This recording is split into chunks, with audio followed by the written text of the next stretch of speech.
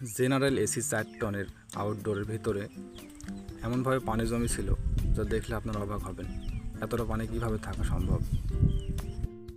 যত ফ্ল্যাশ করতে থাকি তত শুধু পানি বের হতেই থাকে। আই হ্যাভ এ অবাক। অতঃপর ফ্ল্যাশ করতেই থাকি যতক্ষণ না পানি বের হলো।